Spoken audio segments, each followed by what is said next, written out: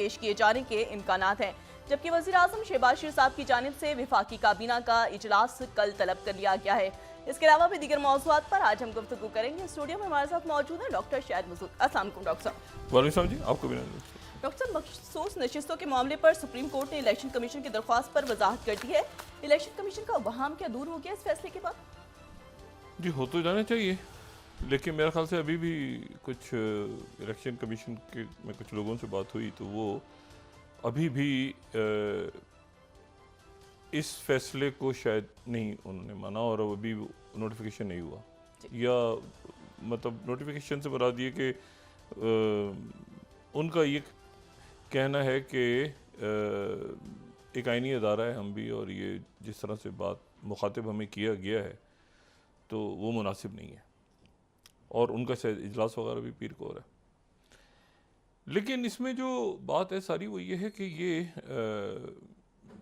जो अरेंजमेंट है पूरा, ये इतना बड़ा जो भारी पत्थर है जिसमें पूरे मुल्क का एक अदालती निज़ाम, जिसमें एक नई अदालत बननी है, जिसमें जो चीफ जस्टिस साहिबान हैं और बाकी जो उनके मुद्दत नितूर पकड़ना है, फिर जजेस का क्या एक जगह से दूसरी जगह, मतलब बहुत ही अजीब सी बात है।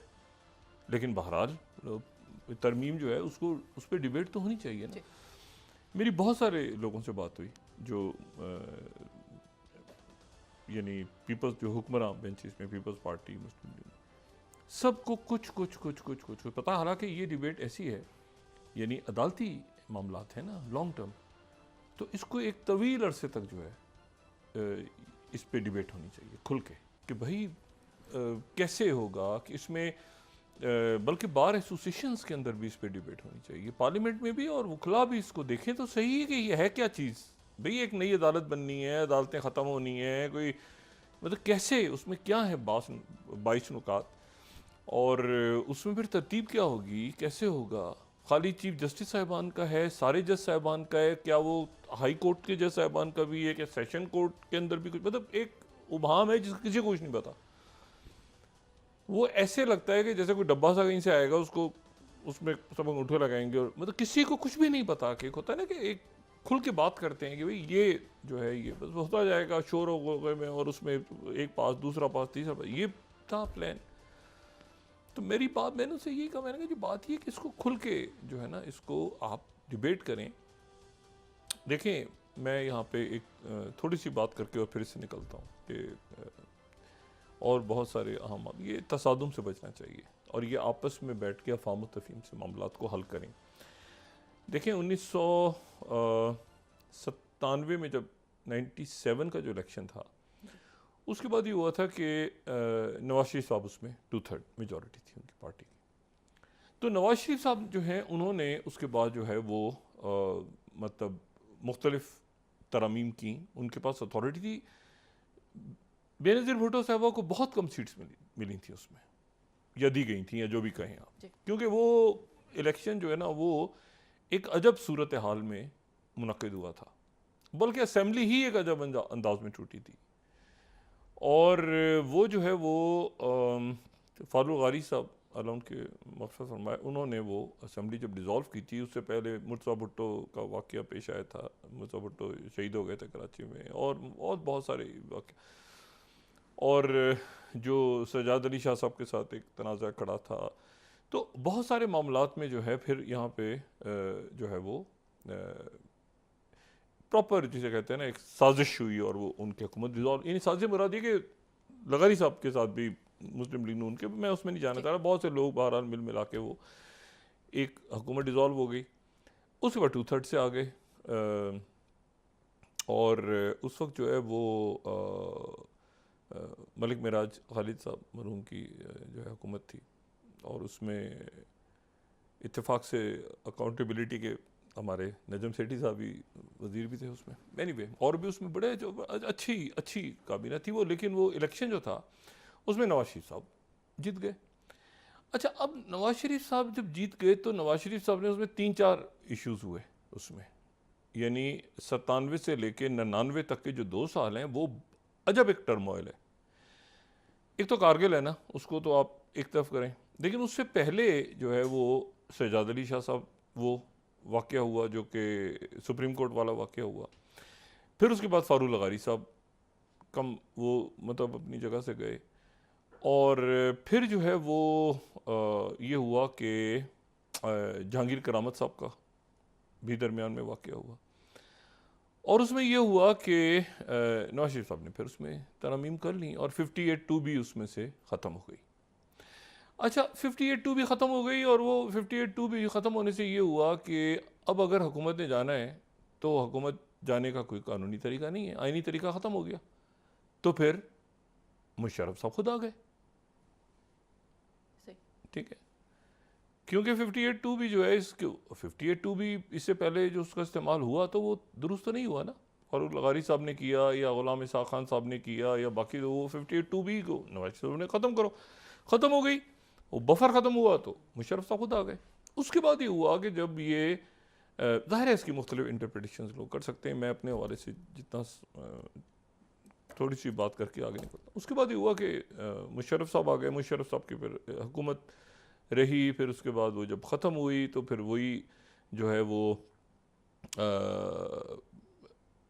जब डोगर साहब थे चीफ जस्टिस, और इफ्तिखार चौधरी साहब जो हैं वो उनको अपने ओहदे से जज आज़ाद जज साहबान उनको हटा दिया गया था। 18वीं तरमीम हुई, सारा कुछ हुआ, लेकिन उसमें ये हुआ 18वीं तरमीम में कि वो इख्तियारात जो हैं वो दोबारा जो है बहुत सारे इख्तियारात अदालतों से चले गए, और वो चले गए हुकूमत के पास। अब नवाज शरीफ साहब उस वक्त इफ्तिखार चौधरी साहब के साथ थे, तो जो नवाज शरीफ साहब ने जब लॉन्ग मार्च हुआ, जो अदलिया बहाली का लॉन्ग मार्च था, तो उस दिन जो है वो रात हो गई, तो अब हम वहाँ से बाहर से, मुल्क के बाहर से मैं वो कर रहा हूँ, बैठ के उसको लाइव कवर कर रहा हूँ जियो पे। एक तकरीर ने वो पता चला फाड़ दी गई है, फिर दूसरी चेंज हुई है, फिर तीसरी, फिर वो यहाँ से जनाब वो आ रहा है, वहाँ से वकला जो हैं वो एतजाज़ एहसन साहब भी हैं और नवाज शरीफ साहब भी हैं, और खान साहब मेरे ख्याल से तहरीक में साथ थे, लेकिन उस वक्त वहाँ नहीं थे जब ये सारा मामला हुआ। तो बाकी भी जो वकला तहरीक चल रही थी। अब उसमें ये हुआ कि उसमें आके हर एक को पता है 2 हेलीकॉप्टर उड़े पिंडी से, और वो ईवान सदर और ईवान वज़ीर आज़म आए, और यहाँ आके फिर जो उस वक्त रहमान मलिक साहब, यूसुफ रज़ा गिलानी साहब, अगर मैं कोई किसी वाक़े की पे गलती करूँ तो मेरी तस्हीह कर सकते हैं, लेकिन जितना मैं रिकॉल कर रहा हूँ तो और DGIB जो हैं वो शोएब सदर साहब थे। तो ज़ाहिर है का ऐलान करना था गिलानी साहब ने, लेकिन ये है कि सदर जरदारी साहब थे, तो जरदारी साहब तो नहीं मान रहे थे। उन्होंने कहा भाई ऐसा है कि मैं तो नहीं करूँगा। तो फिर गिलानी साहब ऊपर गए शोएब सदर साहब के साथ, ऊपर से मरा दिए कि जो साथ ईवान सदर है, और वहाँ जाके उनसे कहा कि भाई आप इसको बहाल करें, वरना ये है कि ये मामला ख़राब हो जाएगा। तो जरदारी साहब का कहना ये था कि गारंटर कौन है कि भाई मामला ख़राब नहीं होगा, क्योंकि ये तो आगे आएंगे, ये तो आगे आके, और उस वक्त जो है वो मतलब ये सूरत हाल हो गई थी कि सुबह तक शायद कुछ भी ना हो, यानी जमहूरियत ही कहीं ऊपर नीचे तसादुम ना हो जाए बहुत बड़ा। तो उसके बाद फिर ये हुआ कि ज़ाहिर कियानी साहब और बादशाह साहब ने आके दरमियान में मामलात को हल करवाया, और जज बहाल हो गए सारे। लेकिन उस दौरान जो है वो एक और खामोश बात भी हुई। एक तो ये हुआ कि जज साहिबान बहाल हो गए सारे, आज़ाद अदालतें, और जो भी ये मौजूदा सिस्टम जो है ये उसी का हिस्सा है। हमारे मौजूदा चीफ जस्टिस साहब भी उस वक्त उसमें थे, और यानी वो जो आज़ाद अदलिया की तहरीक थी। लेकिन फिर उसके बाद जो है वो 19वीं तरमीम हुई,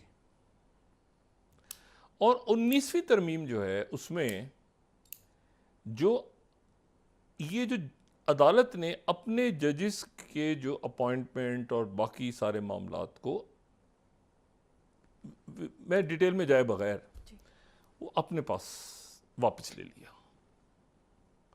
ये उस लॉन्ग मार्च में तो बहाली हुई ना जजों की, लेकिन जो खामोशी से चीज़ हुई है ना, उसके 2 हिस्से थे। एक तो जज बहाल हो गए, लेकिन फिर वो जो 19वीं तरमीम आई उसमें ये हुआ कि वो जो अदालत के राइट्स थे कि उनको बरतरफ और बहाल करने के और आगे पीछे करने के, वो जज साहबान को दे दिए गए वापस, जिसके ऊपर अब बिलावल भुट्टो जरदारी साहब ने कहा है कि 19वीं तरमीम हमसे पिस्तौल रख के करवाई गई। अब पिस्तौल किसने रखा मुझे नहीं पता, लेकिन वो जो उन्होंने जो जुमला कहा है ना कि हमसे पिस्तौल रख के 19वीं तरमीम करवाई गई थी, तो अब वो पिस्तौल किस, ये मुझे नहीं पता किसने रखा, क्योंकि नवाज शरीफ साहब उस तरफ थे उस वक्त। नवाज शरीफ साहब जो हैं वो तो वकला के साथ थे, ठीक है जी। और जो जजों की बहाली और बरतरफी का जो इख्तियार था, भाई गिलानी साहब ने कैसे बहाल कर दिया? देखिए ना, जजों की बहाली और बरतरफी का इख्तियार तो हुकूमत ने ले लिया था अपने पास। उन्होंने 19वीं तरमीम में वापस अदालतों को दिया कि भाई आप जज साहिबान जो हैं वही अपने जो पावर्स हैं आपकी अदालत के पास ही होगी। अदालत भी इस्टेब्लिशमेंट का एक हिस्सा है, ये जहन में रखें। मुल्क इस्टेब्लिशमेंट है ना, मतलब उसमें जुडिशरी भी है, उसमें जो है वो सिविल ब्यूरोक्रेसी भी है, उसमें मिलिट्री भी है, उसमें और भी बहुत से जो है वो मतलब उसमें तो बात यह कि अदालत ने अपने पावर्स वापस ली कि अपॉइंटमेंट कैसे होगी, कैसे होगा, जुडिशल कमीशन कैसे बनेगा, काउंसिल, ये सारा उसके बाद 19वीं तरमीम। बिलावल साहब कह रहे हैं कि वो पिस्तौल से करवाया गया। अच्छा, नवाज शरीफ साहब उधर थे उस वक्त। अब ये जो है ये वापस पावर जो है वो आ जाए अगर मुझे बताएं कि जो भी वजीर छोड़ देंगे, आज शहबाज शरीफ हैं, कल के शहबाज शरीफ साहब, मैं तसव्वुर करें ना, अब शहबाज शरीफ साहब हैं, अब शहबाज शरीफ साहब के पास 5 नाम आ रहे हैं आज, या 3 नाम आ रहे हैं, या 4 नाम आ रहे हैं, 5 नाम आ रहे हैं, तो अपने ख्याल से शहबाज शरीफ साहब फैसला करेंगे? मतलब शहबाज शरीफ साहब फैसला करेंगे क्या? देखिए आज वो हैं, ये कल कोई और होगा, फिर कोई और होगा, तो ज़रा मामलात को ज़रा पढ़ें, देखें। पाकिस्तान पीपल्स पार्टी, फारूक नाइक साहब हैं, उनकी पाकिस्तान पीपल्स पार्टी की बड़ी ज़बरदस्त लीगल टीम, उनके शादत ऐवान साहब हैं, और भी बड़े अच्छी शख्सियात हैं उनके पास, लेकिन उनके पास बड़े ज़बरदस्त लोग थे। बाबर ऐवान साहब, एतजाज़ एहसन साहब, लतीफ़ खोसा साहब, रज़ा रब्बानी साहब, इकबाल हैदर मरहूम, बहुत, मैं नाम किसी का मिस कर जाऊँ तो माजरत, तो उनके पास बड़े ज़बरदस्त वकला थे। अच्छा, अब हैं सिर्फ फारूक नाइक साहब।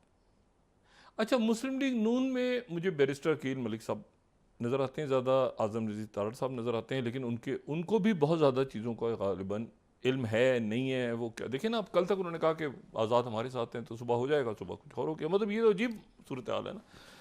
लेकिन वो जो प्रॉपर पुराने लीगल माइंड्स हैं ना, वो मुस्लिम लीग नून, देखिए अशतर अफाफ अली साहब हैं, लेकिन वो बहुत ज़्यादा मेरा ख्याल से इनर टीम का शायद हिस्सा नहीं है।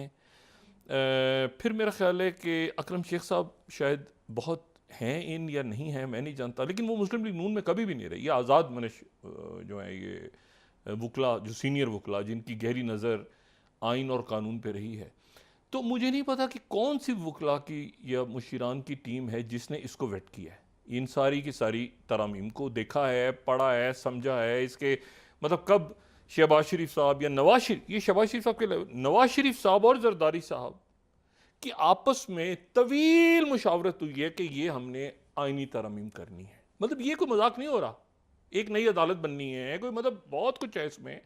तो भाई कैसे, क्या मतलब इसका कोई एक, अब वो किसी को भी नहीं पता, ठीक, तो अब अजीब सूरत हाल बन गई।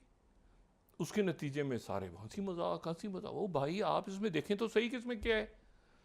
22 तरामीम में पता चला कि वो, मुझे नहीं पता पास होती है कि नहीं होती, मगर उस पर डिबेट पता तो चले किसी को कि भाई बहुत इसके मतलब एक लॉन्ग टर्म इफेक्ट्स होते हैं ना।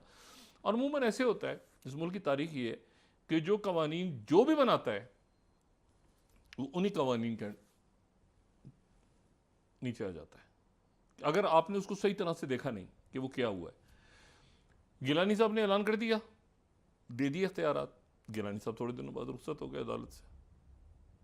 वो कहते हैं ना कि 2 वज़ीर आज़मों को अदालत ने भेजा, एक नवाज शरीफ साहब चले गए और एक गिलानी साहब चले गए। तो आप मुझे बताएं कि इतनी बड़ी तब्दीली क्या अदालत करेगी?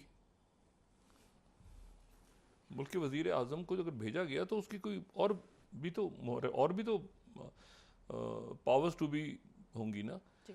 तो मैं ये सारी सिंपली बात कर रहा हूँ, तो इससे फ़र्क इससे बस ये होगा कि वो एक जो जमहूरी चीज़ है वो जमहूरियत और ज़्यादा कमज़ोर होगी इससे, कि जी 5 नाम आ रहे हैं, बहस हो रही है। पहले ही अदालतों के जज साहिबान के बारे में इंतहाई काबिल एहतराम है सारे, लेकिन वो जो कुछ हो रहा है, डिस्कशन हो रहा है, मैं तो उसका हिस्सा नहीं बनता।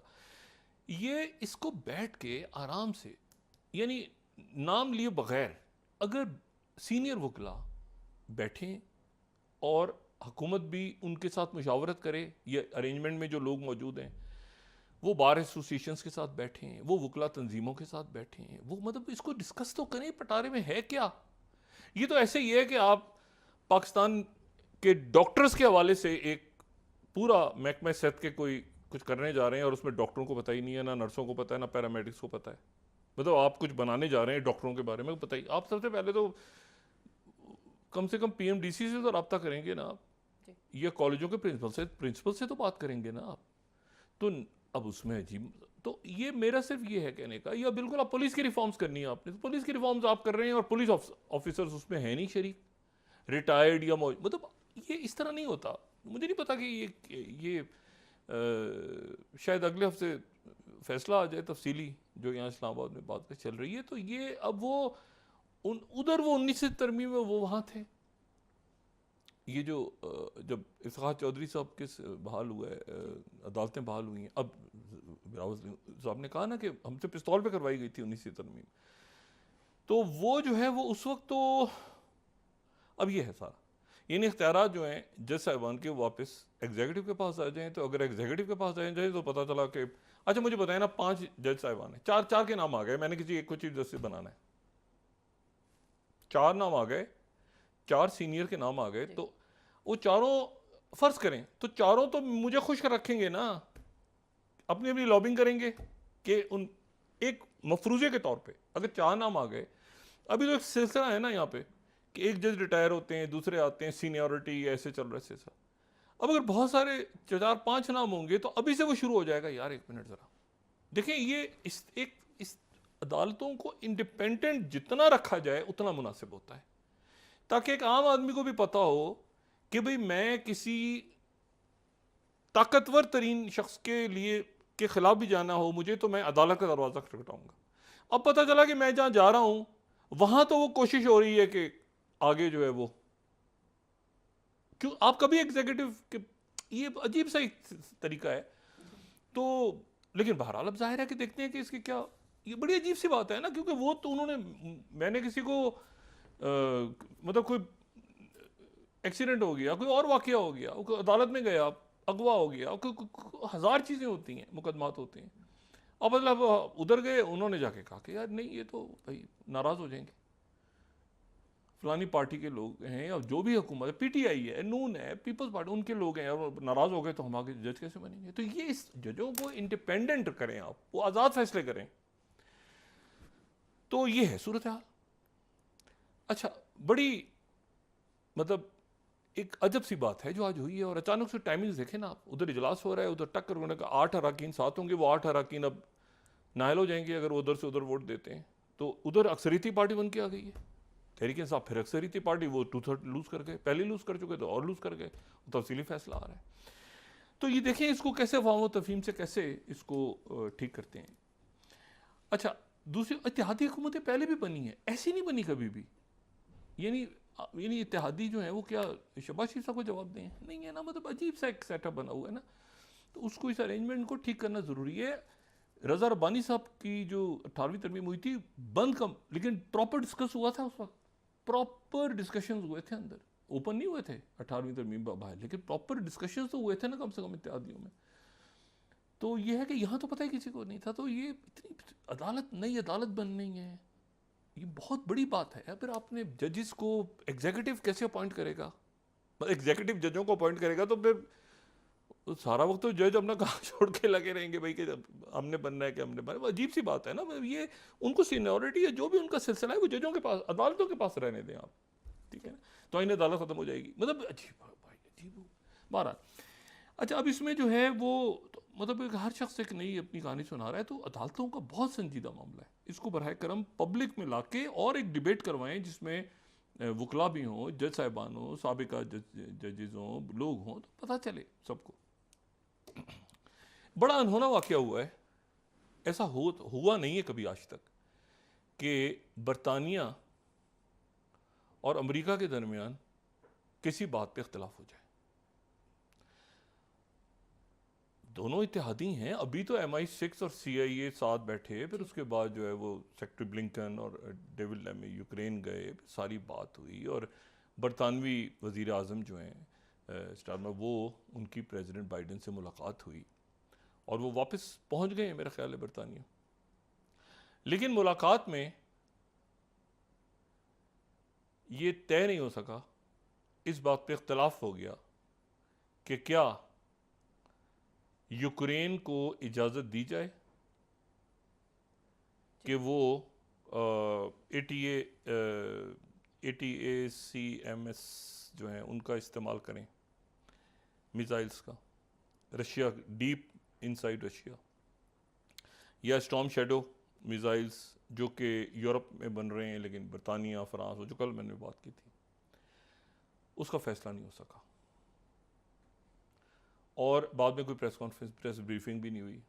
जॉन कर्बी जो कि उनके नेशनल सिक्योरिटी के स्पोक्स पर्सन हैं, उनकी जानिब से जो इशू हुआ अलामिया, तो उसमें जो है वो फोर्थ अगर हम देखें तो उसमें वो कह रहे हैं कि अमेरिका की पॉलिसी वही रहेगी जो पहले से है।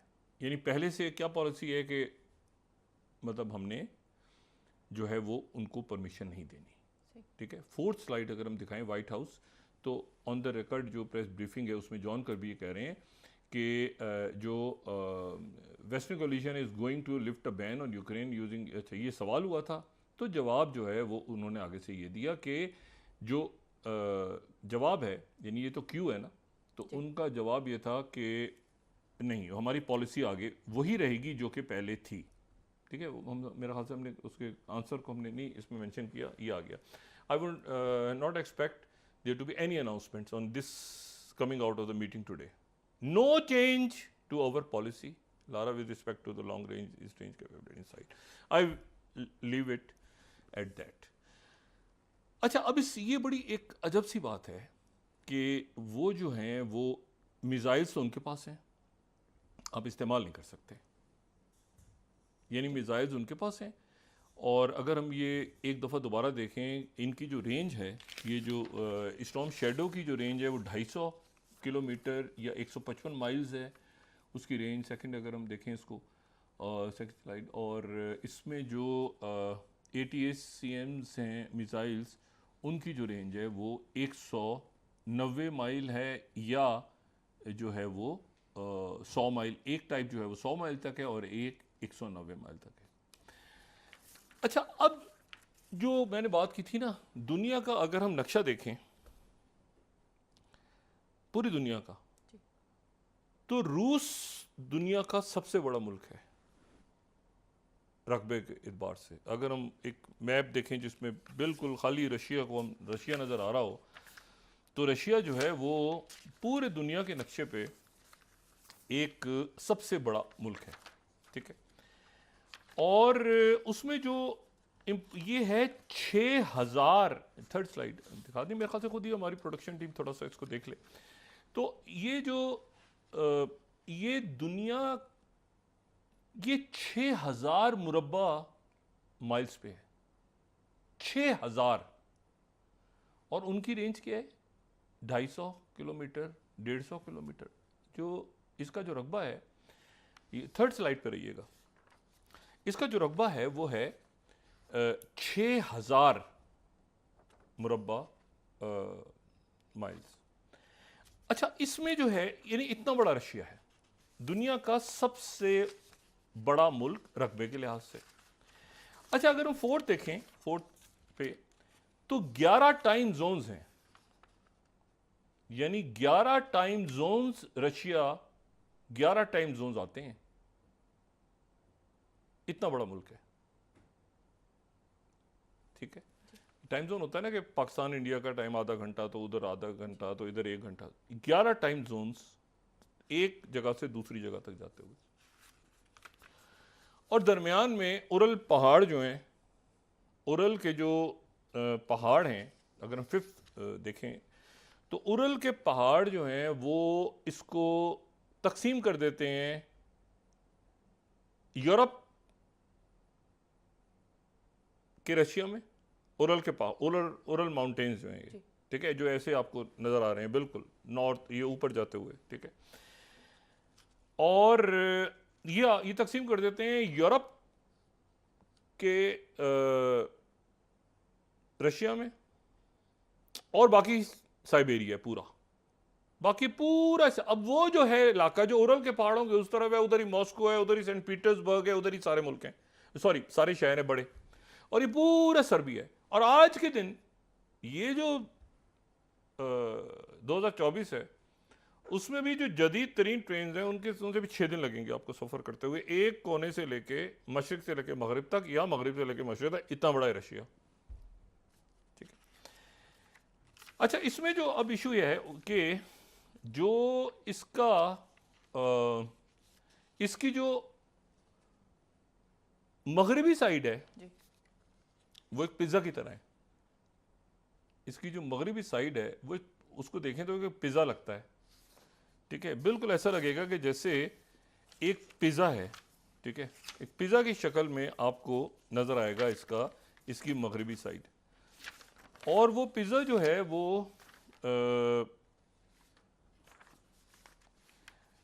पिज़्ज़ा की शेप में आपको बिल्कुल ये ऐसे आपको नज़र आएगा, जो कि नॉर्थ यूरोपियन प्लेन है।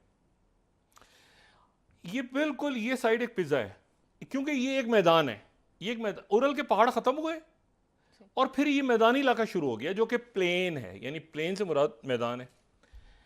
और ये जो है इसमें फ्रांस भी है, फ्रांस का बहुत बड़ा हिस्सा है, इसमें जर्मनी का हिस्सा है, इसमें पूरा पोलैंड है, इसमें जो है वो बाकी मुल्क हैं सारे।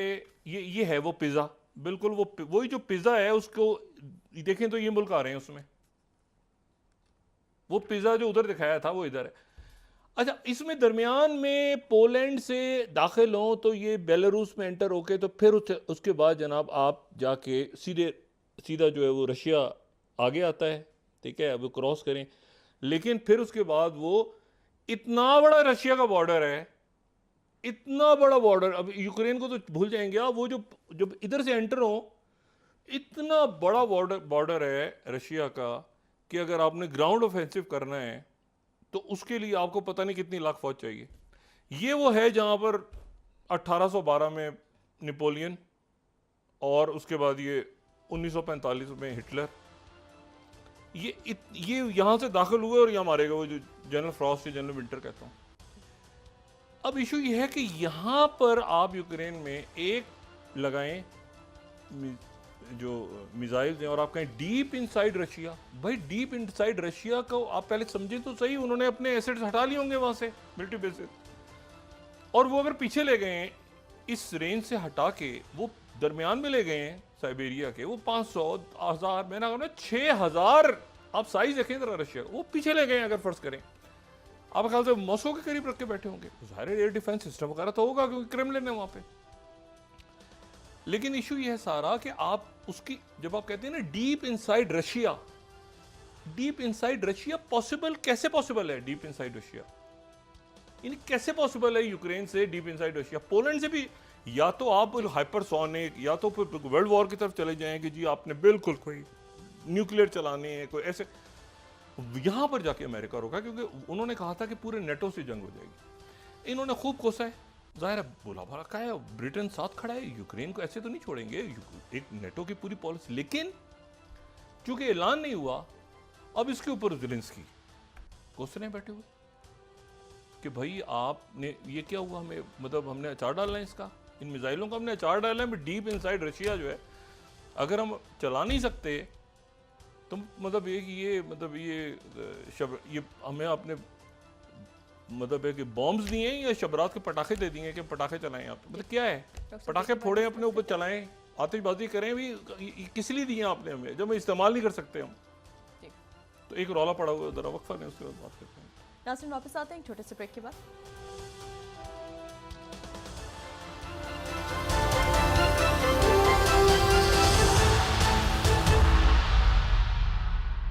वेलकम बैक नाज़रीन। डॉक्टर साहब, आईनी तरमीम के हवाले से आप ये कह रहे थे कि इस पे बहस होनी चाहिए। इस पे बहुत बहस होनी चाहिए क्योंकि ये अदालतें हैं। नए जजेस कैसे अदालत का बनना, कोई नई अदालत का बनना, देखिए ना, इस वक्त हमारे पास जो है वो मुल्क में आप करप्शन को ज़रा देखें कि कहाँ पे है। एलिट कैप्चर को आप देखें और अदारे देखें आप कितने हैं। एक नैब है, एक FIA है, पुलिस है, और पता नहीं कितने अदारे हैं, खुदा जाने। लेकिन आप ये देखें कि अदालतें, वफाकी मुत्तसिब का एक अदारा है, उसके बाद वफाकी शरई कोर्ट है, फिर ये कि सेशन कोर्ट्स, हाई कोर्ट, सारे। अब एक अदालत अलग आप बनाएं जो आइनी अदालत हो, यानी उसमें क्या होगा? वैसे सारा आइन डिस्कस होता रहेगा, वो आइन तो खामोश हो जाता है हर जगह तो और फिर उसमें जज नए अपॉइंट होंगे या इन अदालतों से नए जज कैसे अपॉइंट होंगे? कौन से चीफ जस्टिस होंगे? वो क्या इन अदालतों से? मतलब ये इसके ऊपर एक संजीदा बहस की ज़रूरत है। ये ऐसे नहीं है कि कहीं से कोई आ गया डब्बा चलता हुआ और आपने जो है उसको उस पर, ये एक आप इसमें बार एसोसिएशंस, इसमें जो मौजूदा जज साहिबान, रिटायर्ड जज साहिबान, पब्लिक डिबेट कि भाई कैसे इसमें देखें ये हमारे लिए अच्छा है, मुल्क के लिए ऐसे होना चाहिए, अदालती इस्लाहात कैसे होनी चाहिए। बिल्कुल दुरुस्त है कि हज़ारों मुकदमात पड़े हुए हैं, बिल्कुल, लेकिन ये है कि वो उस पर इस ये को टाइम है। जबकि इस वक्त इश्यूज़ क्या हैं? सिक्योरिटी कंसर्न्स इतने हैं, ठीक है ना, आपके बॉर्डर्स के ऊपर, इंटरनल सिक्योरिटी, सोशल अनरेस्ट, जो मैं हमेशा कहता हूँ इकॉनमी का इशू है, फाइनेंस कैसे आपने बहुत इशू, मिनी बजट आना है नहीं आना, वो छोड़ छाड़ के सारा अचानक जो है वो मतलब झटपट बिल आ रहा है। अब ये अप्रूव होता है तो भी बहरान है, नहीं होता तो भी बहरान खड़ा है, दोनों सूरतों में बहरान है। तो उसकी वजह मैंने आपसे कहा ना कि अभी वो तफसीली फैसला आना है, वो तो झलक दिखा के चला गया ना आज, एक छोटा सा हिस्सा उसका, उस फैसले का, कि जो कि ये था इससे मुतालिक मखसूस नशीतों से मुतालिक। तो बाकी उस फैसले में क्या होगा डिटेल जजमेंट में, तो उसको ज़रा देखें। तो यानी ये उससे पहले करना चाह रहे हैं ताकि वो जो है जब रिव्यू में जाएं चीज़ें तो वो कुछ और ये मुल्क आगे चले, इसको बुरानों से निकालें सब। तहरीक इंसाफ भी ये हुकूमत जो अरेंजमेंट है, जो हुकूमत में बैठी हैं पार्टियाँ, अरेंजमेंट इसलिए कहता हूँ पॉलिटिकल पार्टियाँ बड़ी वो इस अरेंजमेंट में बैठी हैं, लेकिन जो पार्लियामेंट के अंदर वो तमाम तर जो सूरत हाल बनी इलेक्शन से पहले, ठीक है, जो बल्ले के निशान से शुरू होती है और फिर उसके बावजूद वो सबसे बड़ी पार्टी है। अब आप क्या करेंगे इसको? तो इशू ये है कि वो ट्रिब्यूनल्स अपनी जगह पे मौजूद हैं, इलेक्शन ट्रिब्यूनल्स, ये वो सारे, तो ये अदालतों को तो हर मुल्क में अदालतें आज़ाद होती हैं। बड़े से बड़े जो ताकतवर से ताकतवर तरीन शख्स को अदालत जो है वो बुलाती है, और एक आम शख्स को भी अंदाज़ा होता है कि ये जो अदालत है मैं यहाँ जाऊँगा तो मुझे इंसाफ मिलेगा। अगर पता चला उनके जजेस ही अपॉइंट हो रहे हैं ऊपर, तो इस तरह नहीं होता, तो फिर कौन किसी ताकतवर के खिलाफ जाएगा? वो ताकतवर तो ऊपर बैठे हुए हैं। ये एतमाद लोगों का अदालतों पे होता है, ये इस तरह ना करें बराए करम कि अदालतें जो है हमारे अंगूठे के नीचे आ जाएं, ठीक है। जमहूरियत हो तो भी हाँ, उसका गलत इस्तेमाल नहीं होना चाहिए। मैंने आपसे कहा ना 58(2) भी जो है उसका इस्तेमाल कोई ठीक हुआ गुलाम ईसा खान के दौर में या फारूक लगारी साहब के दौर में? नहीं, बिल्कुल भी नहीं। लेकिन ये कि उसको कोई हल निकालना चाहिए। अच्छा, अब ये कि अब देखें क्या होता है। हम तो डिस्कस करें, अगर करना भी है तो डिस्कस करें पब्लिक डिबेट में। उसमें तो लाइन है कि मुख्तलिफ लोग बहस कर रहे हैं, बात हो रही है, मतलब वकला बैठे हैं, सुप्रीम कोर्ट बार एसोसिएशन हैं, हाई कोर्ट बार एसोसिएशन हैं, मतलब उसमें डिस्कशन तो एक तो ये मामला हो गया कि वहाँ पर, अच्छा ये मैं यहाँ पे कोट कर रहा हूँ गार्डियन को, 29 अगर हम दिखा सकें slide, Ukraine war briefing, Biden Starmer stop short of announcing storm shadow permission. ठीक, यानी जो हासिल हुआ वो ये हुआ कि वो परमिशन नहीं मिल सकी, मतलब उन्होंने कंडेम किया बहुत ज़्यादा। जो RT है रशियन TV जो है, उसको सेक्रेटरी ब्लिंकन ने कहा कि ये रशियन इंटेलिजेंस का नेटवर्क है, इसको रशिया जो है वो इंटेलिजेंस के लिए इस्तेमाल करता है, तो इसके ऊपर पाबंदी लगाई जाए। इंडिया से भी मुतालबा हुआ है, बाकी मुल्कों से भी हुआ है, लेकिन ये कि वो इंडिया में तो ज़ाहिर है RT के नुमाइंदे वगैरह भी हैं, तो अब वो चल रहा है उनका मामला। लेकिन जो मैंने कल बात की थी कल मैंने बात की थी कि जो मुलाकातें हुई हैं जितनी भी जो यानी जो ब्रिक्स समिट में जो मुलाकातें हुई हैं सेंट पीटर्सबर्ग में, या जो इंडियन फॉरेन मिनिस्टर हैं जयशंकर, वो मेरे ख्याल से स्विट्ज़रलैंड में थे, किसी जगह पे उन्होंने कॉन्फ्रेंस, बहुत बड़ी कॉन्फ्रेंस नहीं थी लेकिन लोग मौजूद थे वहाँ पर, उन्होंने कहा कि 75% जो इलाका है हमारा चाइना के साथ जो जहाँ पे तनाज़ा चल रहा है 2020 से, तो वो जो है वो मसला हल हो गया। अच्छा, फिर चाइना की तरफ से अनाउंसमेंट हुई कि जो वेस्टर्न लद्दाख का इलाका है वहाँ पे 4 जगहों पे डिसएंगेजमेंट हो गई है, गलवान वैली समेत।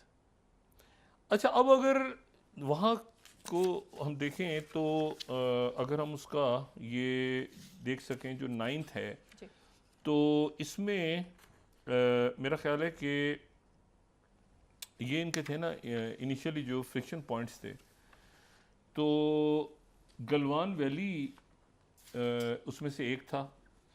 अच्छा, अब मुझे इसमें पेंगोंग सू के ऊपर डिसएंगेजमेंट 2021 में हो चुकी है, ठीक है। पेंगोंग सू का जो इलाका है उस पर 2021 में हो गई थी, और ये मैं यहाँ द हिंदू कोट कर रहा हूँ 16 स्लाइड इनिशियली, ठीक है। तो ये जो है ये पेंगोंग सू पे हो गई थी। अच्छा, उसके बाद जो है वो दूसरा जो इलाका था वो मेरा ख्याल है कि गोगरा और हॉट स्प्रिंग के ऊपर भी, दक्कन हेरिटेज को मैं कोट कर रहा हूँ, यहाँ पर भी हो गई थी डिसएंगेजमेंट। अच्छा, और अब ये डिसएंगेजमेंट का वर्ड जो है ये चाइना की प्रेस रिलीज में नहीं है, इंडिया की तरफ से बात की गई है, लेकिन बहरहाल असल जो चीज़ है इसमें वो ये है कि डिसएंगेजमेंट को आप कैसे, उसको पढ़ते कैसे हैं आप, मतलब वो इसका मतलब क्या है डिसएंगेजमेंट का?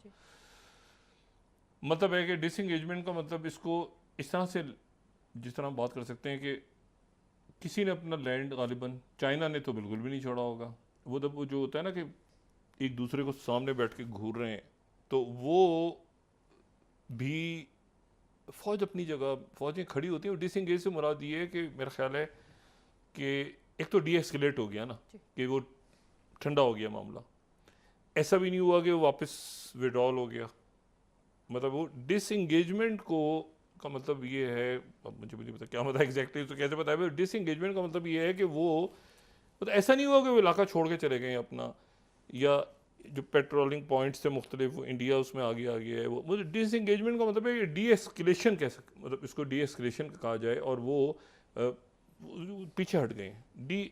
डिसएंगेजमेंट का मतलब है, अच्छा अब उसमें ये बहुत अच्छा है, एक्सेलेशन तो नहीं हो रही ना कम से कम, लेकिन फौजें दोनों तरफ की अलर्ट होंगी, क्योंकि ये वो सूरत हाल थी जिसके ऊपर मैंने 2017-18 में कहा था कि दोखलाम के अंदर ये प्रॉब्लम हो रही है। और उस वक्त बड़ी एक होता है ना कि वो एक अजीब सी बात लग रही थी, तो मैंने कहा था कि नहीं, दोखलाम के ऊपर जब इंडियन प्राइम मिनिस्टर मोदी गए थे वहाँ, तो मैंने ये उसके बाद ये बात की थी, जिसके ऊपर काफ़ी मतलब एक अजीब सा था कि मैं कहता कि नहीं, आप इसको ये गड़बड़ है, ये दोखलाम मसला आगे बढ़ेगा।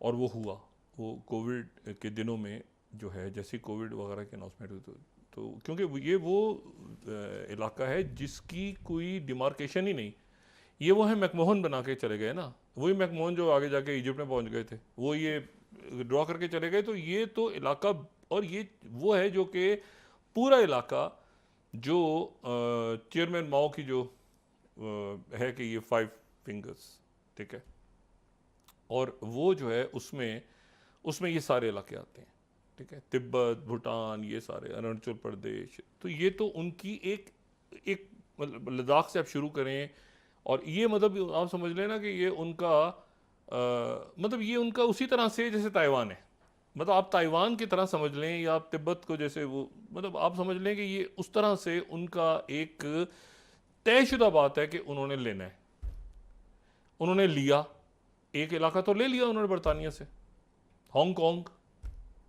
हांगकांग चाइना ने ले लिया बरतानिया से, ठीक है। तो बात यह है कि वो इसी तरह से ताइवान भी उन्होंने लेना है, और ये उनकी पॉलिसी का हिस्सा है। ऐसा नहीं है कि ये उन्होंने कहना है कि जी नहीं, लद्दाख उनका है। देखिए, वो साउथ चाइना सी में कभी टेंशन बढ़ती है, कभी टेंशन कम हो जाती है, कभी वो बढ़ती है, कभी वो, लेकिन वो जो है 9 डैश लाइन, उसके ऊपर वो फिलिपीन आगे पीछे तनाज़ा चल रहे हैं। चाइना जो है वो पीछे नहीं जाएगा वहाँ से कभी भी। वो डी एस्केलेशन हो सकती है ज़रूर, ठीक है ना, डिस्प्यूटेड वाटर है, कैसे क्या। और ये इसलिए हुई है सारा, ये हुआ क्यों, इस डिस्प्यूट की वजह क्या है, इस पूरे खित्ते की जो डिस्प्यूट्स है ना, वो ये है कि ये सब कॉलोनीज रहे। जब यहाँ से कॉलोनाइजर वापस गए तो अपने जाते जाते तनाज़ात छोड़ के चले गए, जाते जाते वो ऐसे बॉर्डर्स खींच के चले गए जो कि अभी तक, चाहे वो कश्मीर हो, चाहे वो जो है वो ये चाइना इंडिया हो, और बहुत सारे रोले, ये पर्शियन गल्फ के अंदर जजीरों पे फटे अभी तक चल रहे हैं, ठीक है ना। पर्शियन गल्फ कहते हैं तो अरब मुल्क नाराज़ हो जाते हैं, वो कहते हैं इसको अरेबियन गल्फ कहें आप। तो इतना सेंसिटिव है इशू। अब इसमें ये है मामला, तो एक तो वो डीएस, लेकिन ये डिसएंगेजमेंट है, ये इशू रिजॉल्व नहीं हुआ, ये एक्सक्लेट भी नहीं हो रहा। अच्छी बात इसमें ये है कि एक्सक्लेशन नहीं है इस वक्त वो कम से कम मुलाकात हुई है। अब वो ब्रिक्स समिट होगी, उसमें इंडियन प्राइम मिनिस्टर मोदी जाएंगे, उनसे मांगी से मिलेंगे, दोनों को पता है कि ये इसमें अब आगे देखें ना वो कैसे मामलात जो है वो चल रहे हैं। चाइना की साइड से जो बात आ रही है वो बिल्कुल डिफरेंट है, इंडिया की तरफ से भी मेरे ख्याल से वो भी मोहतात होंगे, क्योंकि ये इश्यूज बड़े बड़े सेंसिटिव, जब तक ये हल नहीं होंगे ना मामलात कि भाई ये बॉर्डर डिस्प्यूट तो सवाल मतलब अजीब है ना मामला, यानी वो चले गए छोड़ के, इसको रिजॉल्व करना बड़ा ज़रूरी है। ये रिजॉल्व होगा सिर्फ डायलॉग से ही, दोनों तरफ से विन विन बात कोई निकले तो ये मामला हल हों, लेकिन ये है कि ये एक्सेलेशन कम से कम नहीं हो रही। अब इसको जो है वो इंडिया के लिए बड़ा इम्पोर्टेंट है ना कि वो इसको उसमें जाता है तो उधर से अमेरिका, उधर से चाइना, तो वो जो एक सिचुएशन बनी हुई है ना जो कई मुल्कों कई जगहों पे वो है, लेकिन इंडिया में ख़ास तौर पे है। इंडिया एक बड़ी आबादी का मुल्क है, वो बड़े उसके लोग वहाँ पे ज़बरदस्त लोग हैं, ख़ास तौर पे जो टेक्नोलॉजी में और इस तरफ जाए, तो वो इस वक्त जो है ना वो बैलेंसिंग एक्ट, उसमें ये काम कम से कम अच्छा हुआ है कि चाइना ने इस वक्त देखा है कि प्रेशर ज़्यादा आ रहा है, और ये बांग्लादेश के बाद चाइना थोड़ा सा, वैसे भी मैं वो बात नहीं करना चाह रहा जो चाइना की तरफ से मुख्तलिफ लोगों से बात हुई है, लेकिन ये है कि वो बहरहाल ये एक अच्छा स्टेप हुआ है कि यहाँ पे एक्सकेलेशन नहीं हो रही, और कम से कम हैंडशेक हुआ है। और इसको तय कैसे करना है आगे कि ये मामला हमेशा, क्योंकि उनके नज़दीक भी ये बहुत इंपॉर्टेंट है, इंडिया के नज़दीक भी इंपॉर्टेंट है कि आप परमानेंटली कैसे मांग लें उस पूरे इलाके को ही, मतलब दे दें उनको, जिसको 4000 किलोमीटर कहते हैं राहुल गांधी अमेरिका में। तो ये जो है ये अब अच्छी खबर है। ये इतनी जंगें हो रही हो ना जहाँ, तो वहाँ पे जो है ना डी एस्केलेशन की खबर अच्छी है। लेकिन इसमें देखें कि अभी गज़ा से क्या खबर आती है। मॉस हस्टन दोबारा पहुँच रहे हैं इसराइल, कल से वहाँ उस पर बात करेंगे कि वहाँ पे क्या सिचुएशन डेवलप हुई है, वहाँ पे सीरिया और लेबनान पे एक्सलेशन को रोकने की कोशिश